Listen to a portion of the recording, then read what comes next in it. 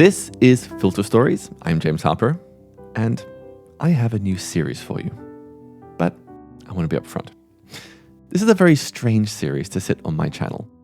This series is a toolkit to help coffee farmers run better businesses. But judging by my download statistics, you are not a coffee farmer. But stay with me. This series is an absolute must listen. Because coffee farming is really important. The coffee industry is worth over $200 billion, and it rests on the shoulders of the farmers who actually grow the coffee.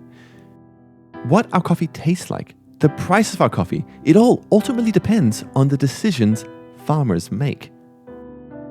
And yet, paradoxically, it is one of the coffee industry's biggest blind spots. And so the great news for you is that by the end of this series, you are going to understand coffee farming better than most coffee professionals you will meet at a coffee trade show. And this knowledge is going to shape the rest of your coffee journey.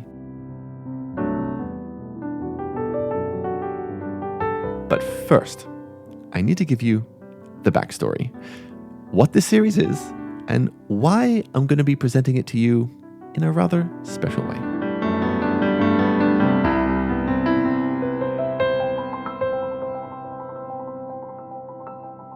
I made this series with a friend of mine, Lucia. Lucia hosts her own great podcast called Making Coffee with Lucia, a very technical deep dive on fermentation and processing. Lucia herself is a coffee consultant who lives on a coffee farm in Guatemala, and she spends a lot of her life visiting coffee farms. She knows this world inside out. And 2 years ago, we came together to address a huge gap in the coffee world. There is not enough high quality information to help coffee farmers run better businesses. By contrast, if you are a roaster, fantastic information about roasting is at your fingertips. There's like a dozen roasting podcasts. There are loads of courses, consultants, conferences. There is an entire industry dedicated to helping you run a better roastery. But if you're a coffee farmer, you have almost none of that. And arguably, coffee farming is where it's needed the most. Coffee farming is, without a doubt, one of the hardest places in the coffee industry to make a living. And so Lucia and I made a series to try and close this gap a little bit. We've spent 2 years interviewing dozens of the best coffee farmers in the world, agronomists, specialists, and we've created this series, the Coffee Producer Toolkit. It speaks directly to coffee producers and it helps them run more profitable farms. We are releasing it first in English, but it's soon going to be translated into Spanish and then subtitled on YouTube in major languages spoken by coffee producers. We are launching it at coffee events in producing countries, and we are super proud of it. But let's get back to you, because look, you are probably not a coffee farmer. But like I mentioned, there is so much here that's going to help you on your coffee journey. For you to really take it on board, though, I can't just play you the episode as it is. Let me explain why. For example, this first episode in the series, it covers farming metrics, water, genetics, replanting, plant nutrition, cherry pulp fertilizer, labor and tools. And we often go into detail, like talking about the specific tools you need to fertilize your coffee trees faster.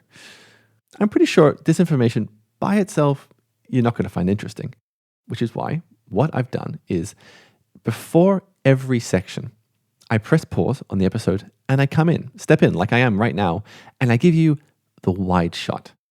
The fact that Latin America has been experiencing huge urbanization. People are just not living in the countryside as much. And then I explore how are we fixing that problem in the global north, North America and Europe? And why can't those solutions work for Latin America? And once you have that context, I then press play on the episode, and then you hear the granular recommendations. And by the end of this series, you will feel like you have stood in the shoes of a coffee producer. You're going to get answers to all these questions you've been caring about for years. Why don't producers just roast their own coffee? Or why is it not easy for me to message this farmer on Instagram? Or why isn't every farm, experimenting, planting exotic varieties and doing crazy fermentations? What's stopping them? At the end of this series, you will know the answer. And who knows? You might even want to try coffee farming for yourself. Okay, so Now let's hear the intro to the actual episode, and then I'm going to jump back in before we get into the next section on coffee metrics. And I really hope you appreciate how I've Latinized the Filter Stories theme music. Welcome to the Coffee Producer Toolkit, a podcast series built with coffee producers in mind to help you run a more financially sustainable, better managed coffee business. I'm James Harper. I'm a coffee journalist, creator of Filter Stories, a documentary podcast about the history, science, and culture of coffee. And I'm Lucia Solis, a former winemaker, now coffee fermentation and processing specialist. I live on a coffee farm in Guatemala, and I work directly with coffee producers to improve their practices and their livelihoods. My podcast, Making Coffee with Lucia Solis, uses a scientific basis and my 22 years of production experience to share insights into coffee production.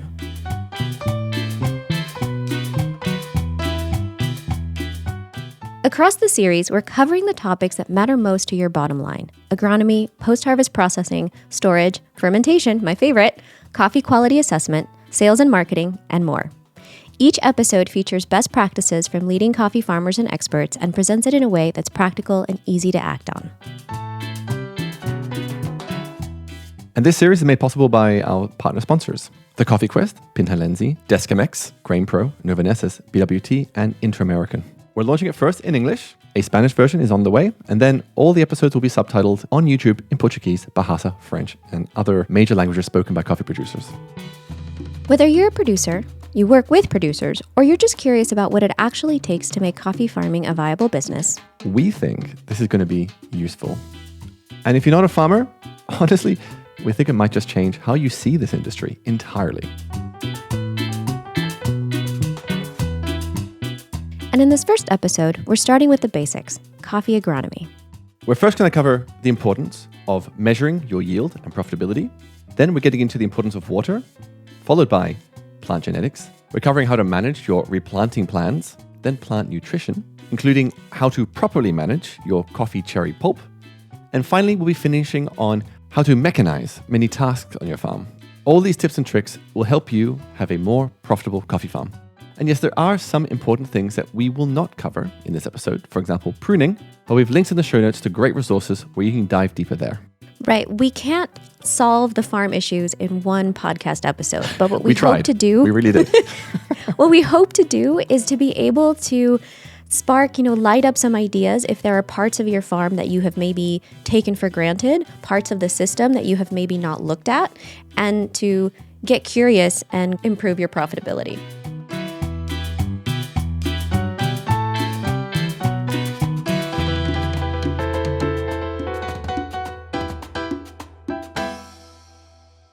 All right, pressing pause on the episode, opening intro out of the way.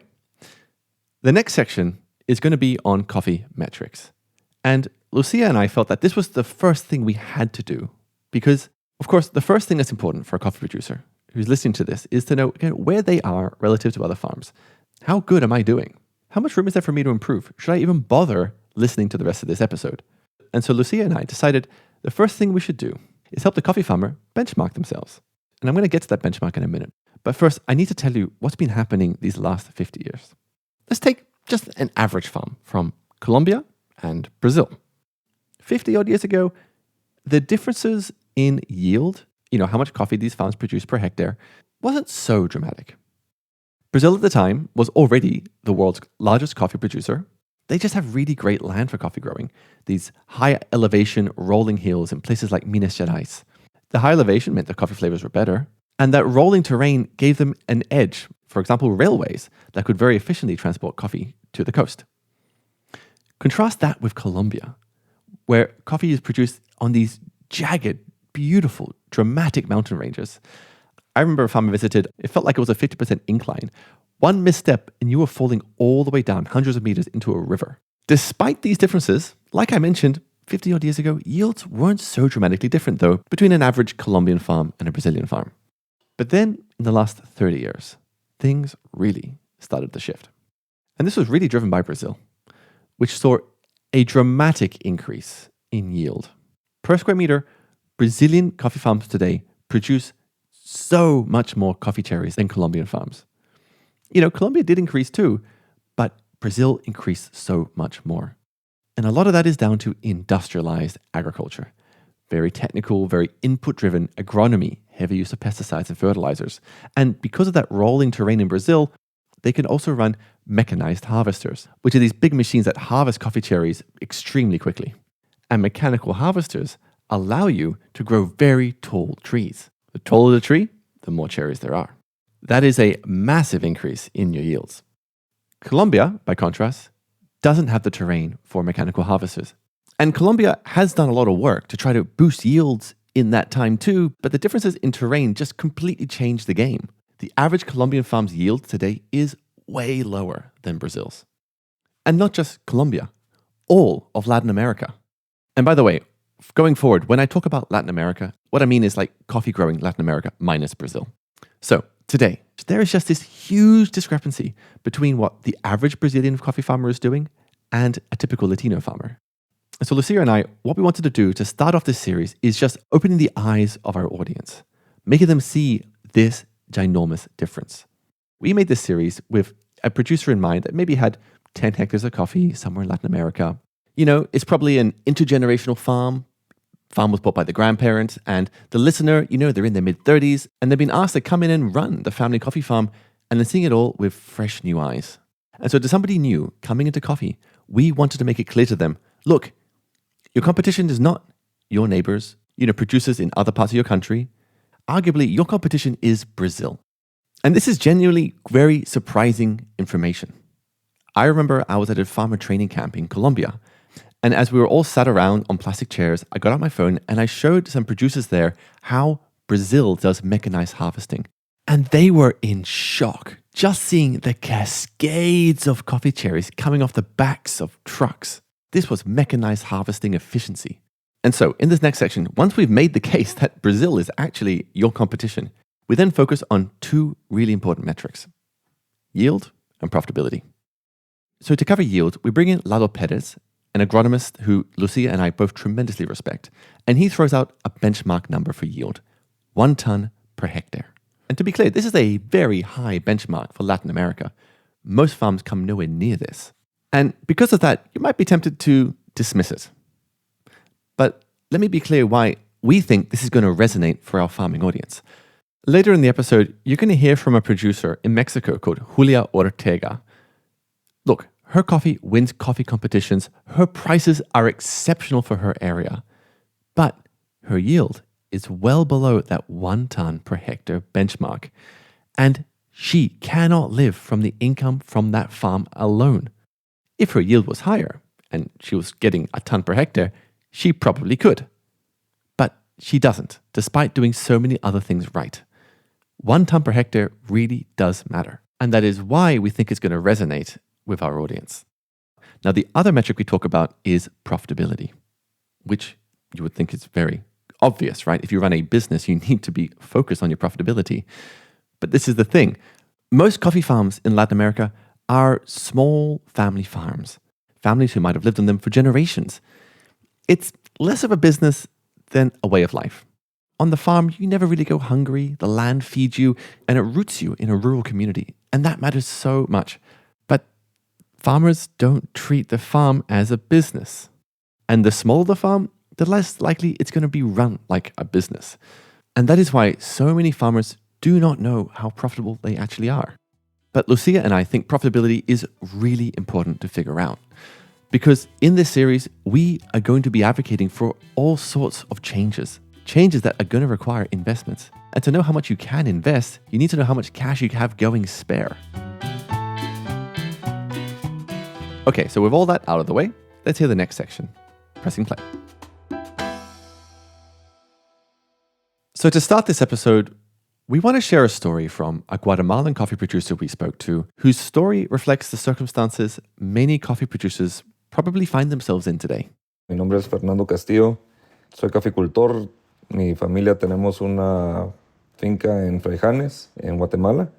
So Fernando Castillo's family has grown coffee on their 11 hectares in Guatemala since the 1960s, when his grandmother first planted the farm. It's always been close to their hearts. La finca, digamos, es muy cercana a nuestros corazones, queda muy cerquita de la ciudad también. But for Fernando, it was never something he imagined running. Pero no, yo no quería trabajar en café. he actually built a career for himself in engineering in the US. And that was his plan until his parents called him back to Guatemala to help manage the family's businesses. And the coffee farm was part of that deal. And so he threw himself into it. But what struck him early on was the logic the coffee farm ran on. As long as it wasn't losing money, that was considered a success. And Fernando pushed back on that. Entonces yo le decía, papá, yo la verdad que no me veo haciendo todo ese trabajo para ojalá salir tablas. They weren't paying themselves for their time. They weren't accounting for the value of the land. The philosophy was just don't lose too much money.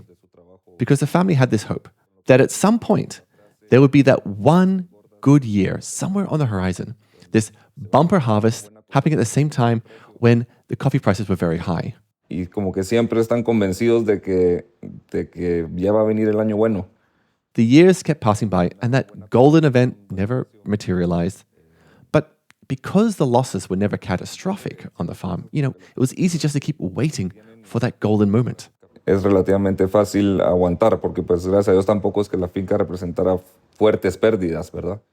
The farm was like this seed sitting in the desert sand, just waiting for the rains to come one day. The farm wasn't dying, but it wasn't really living either. And this is a super common story for the majority of small and medium-sized producers in coffee. And James, here's the uncomfortable part. Waiting for good years is no longer a strategy because of Brazil. Uno se queda mind blown de la diferencia tan grande que hay. Fernando sees that Guatemala has a massive productivity problem. When you compare what a typical Guatemalan farm produces to what a Brazilian farmer is achieving, the gap is staggering. Es una diferencia demasiado grande. In Guatemala, the average farm sits somewhere around half a ton of green coffee produced per hectare. But in Brazil, the average is easily 4 times that. And a good Brazilian producer is hitting 6, 7, 8 times what a Guatemalan farm is yielding.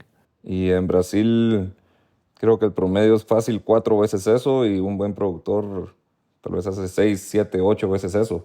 And that difference is down to agricultural practices, genetics, planting, management, nutrition. That gap in productivity is why it is so difficult to make a coffee farm financially sustainable in the long term in Guatemala. Because Brazil produces so much, it keeps the coffee price lower. Pues creo que por ahí va más la diferencia. James, throughout these series and interviewing all of these different producers, one of the things that we've realized is that a lot of coffee producers think that their neighbor is their competition. But really, most producers are not in competition with their direct neighbor. They're in competition with Brazil, with the efficiency of a country like Brazil. Absolutely. So to better compete with Brazil, your farm probably needs better agronomic practices. And that's why we brought on a couple of agronomists to give us best practices on boosting your yields and profitability. The first is Lalo Pérez. Soy Lalo Pérez, vivo en México. Y más estoy enfocado en, yo le llamamos agricultura biológica o agricultura razonable. Lalo runs a consultancy in Mexico called Biofilia. Lalo helps farms improve their profitability. And when Lalo gets called into a farm to help, the first thing he does to begin to improve a farm's profitability, before you change anything, is you must measure exactly where you are. You have to benchmark your farm. When you benchmark your farm, you know how much room there is for improvement. One of the first important benchmarks is figuring out your yield per hectare. Y de hecho a mí me gusta mucho hablar sobre estandarizar las métricas que usamos para hablar de productividad. For a non-mechanized producer, as in a producer not using mechanized harvesting like they do in Brazil, as Lalo explains, the benchmark he sets is 1 ton of green coffee per hectare.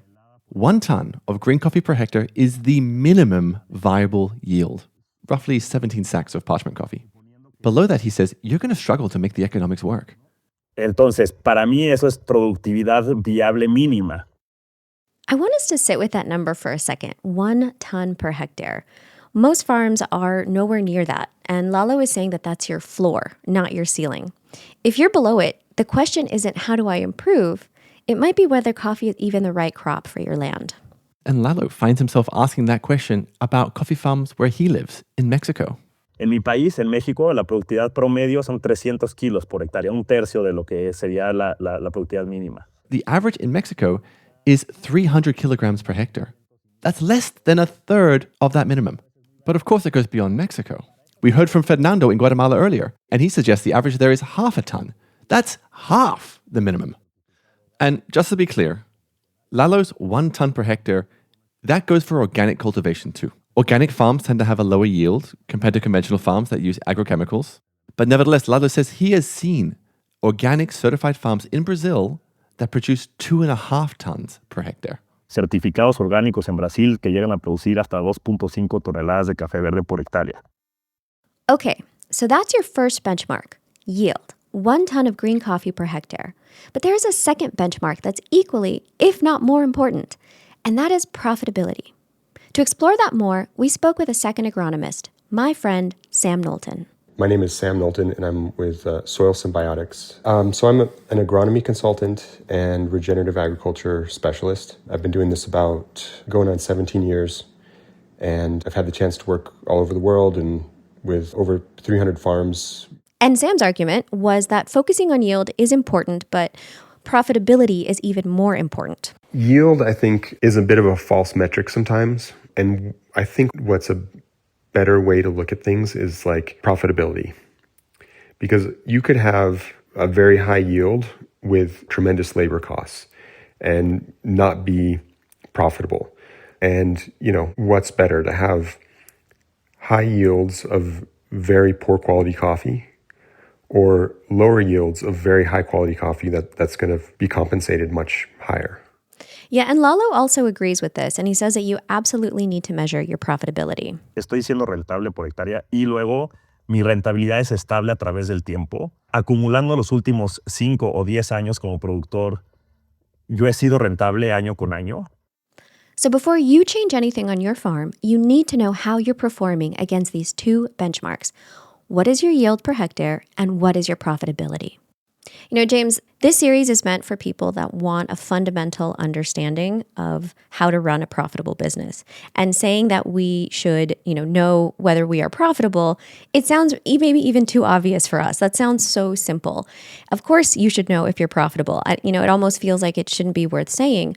But I can tell you from my experience with a lot of coffee producers and coffee farmers, even ones that have been farming for decades, for generations, a lot of this information tends to be kept in your head. It's just passed down orally. There's very few things that are written down and calculated because of the nature of the inheritance, or thinking of this farm as your duty and not necessarily making that connection for it to be a business. It's more like vibes. A lot of them know roughly what they spent. They know what they got paid. There's a general feeling of we had a good year or we had a bad year, but that's not the same thing as having a spreadsheet and knowing your profitability per hectare. Mm-hmm. I think another issue with being able to know your profitability is that a lot of producers don't take into account their time because a lot of the labor is family labor, and it's hard to know how to quantify that. So, you're not actually paying yourself a wage, as we heard from Fernando Castillo. That was a line item that they were really not taking into account into their overall profitability. And that's precisely why when Lalo starts working with a new farm, the first thing he does before recommending any agronomic changes is to look at the books. And what he sometimes finds is that the bookkeeping isn't good enough to even answer the most basic questions. What is the farm's yield per hectare? Is it making money? And that's why Lalo says the best investment you can make on your farm is getting your bookkeeping in order. El mejor trabajo que puede hacer un agricultor es administrativo. Y es importante tener muy buenos registros, ¿verdad?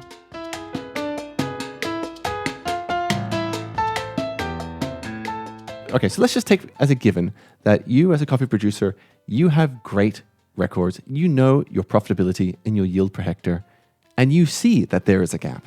Maybe you're not profitable every year. Maybe your yields are well below that 1 ton per hectare benchmark. If that's the case, now let's get into the agronomics to see what you can change on your farm to become more profitable. And according to Lalo, the first thing you have to fix is water. Bueno, el número 1 que no se habla suficientemente en el café es el agua. That's coming up next.